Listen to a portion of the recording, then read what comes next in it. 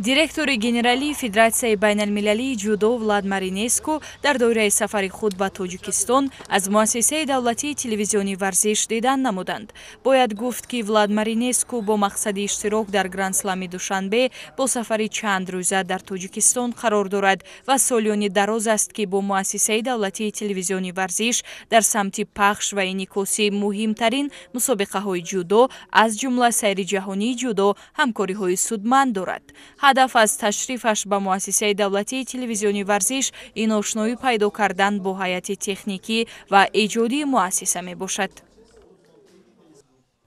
муддати зиёд аст ки мо бо телевизиони варзиш ва Федератсияи ҷудои Тоҷикистон ҳамкорӣ дорем.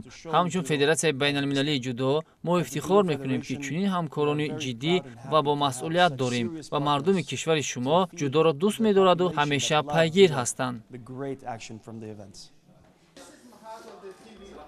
зимни шиносоии директори генералии Федератсияи байналмилалии ҷудо Влад Маринеску аз утоқҳои корӣ ва студияҳои сабти телевизион дидан намуда ба роҳбарияти Кумитаи телевизион ва радиои назди ҳукумати ҷумҳурии Тоҷикистон, Кумитаи миллии олимпӣ ва телевизиони варзиш барои тарғибу ташвиқи ҷудо ва инъикоси саривақтии мусобиқаҳои гуногун аз рӯи ин риштаи варзиши олимпӣ изҳори миннатдорӣ баён намуданд. ман мардуми Тоҷикистонро дӯст медорам.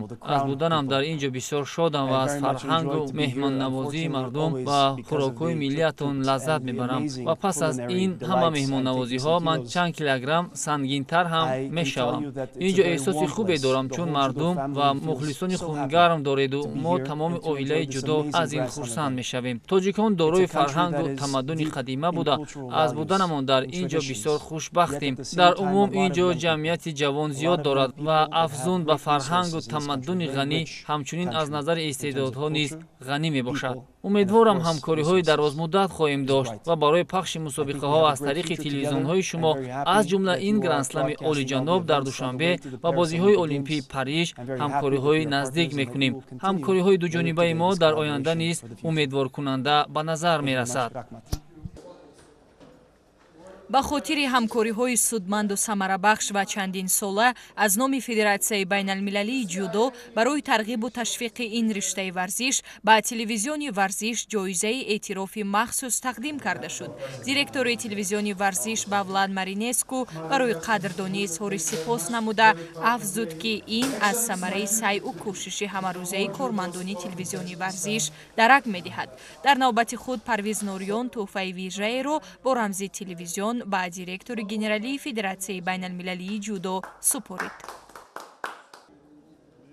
пас аз он ҷонибҳо дар қасри теннис ва маҷмӯаи варзишии обӣ шартномаи ҳамкориро тамдид намуданд.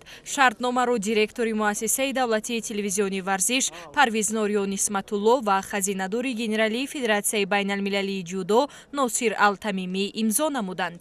дар доираи ин қарордод телевизиони варзиш ҳуқуқи пахш ва инъикоси мусобиқаҳои Федератсияи байналмилалии ҷудоро аз ҷумла Гран-при, Гранд-слам, чемпионати Осиё, чемпионати ҷаҳон ва дигар мусобиқаҳои сатҳи байналмилалиро пайдо мекунад.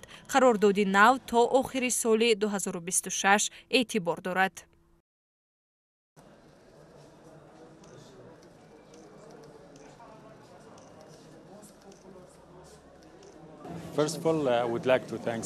пеш аз ҳама ман ба Федератсияи ҷудои Тоҷикистон барои баргузор намудани Гранд-слам ташаккур мегӯям.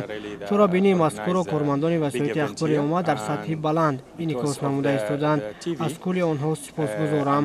созишномае ки мо имзо кардем хело муҳим аст, зеро тавассути ин қарордод телевизиони варзиш метавонад мусобиқаҳои ҷудоро инъикос кунад. боиси хушнудист ки телевизиони варзиш ҳанӯз аз рӯзҳои аввали фаъолияти худ бо Федератсияи байналмилалии ҷудо ҳамкориҳои дуҷонибаи худро оғоз намуда буд ва аллакай зиёда аз 8 сол мешавад ки телевизиони варзиш барои тарғибу ташвиқи ҷудо миёни мухлисони тоҷик ва мухлисоне ки моро берун аз кишвар тамошо мекунанд саҳмгузорӣ намуда истодааст. ва тӯли ин солҳо яке аз шариконе ки аз фаъолияти дуҷонибаи мо бисёр қаноатбахш аст ҳамин Федератсияи байналмилалии ҷудо аст ки пайваста аз он мухлисӣ, аз он эътиқоде ки мардум нисбат ба тарғиби ҷудо тариқи телевизиони варзиш аст, онҳо хабардор ҳастанд ва пайваста аз ин ба мо огаҳ месозанд ва айни ҳол онҳо низ аз баргузории аввалин гранд-слами душанбе ва ҳамкорӣ бо телевизионҳои ватанӣ ва телевизионҳои байналмилалӣ қаноатбахш ҳастанд ва мо хурсанд аз он ҳастем ки тавонистем ҳамкориҳои худро ба муддати 2 соли дигар тамдид намоем ва ҳамакнун мухлисони телевизиони варзиш метавонанд то анҷоми мавсими соли 2026 тамоми рақобатҳои силсила мусобиқотҳои ҷудои ҷаҳониро таърихи телевизиони варзиш пайгир бошанд.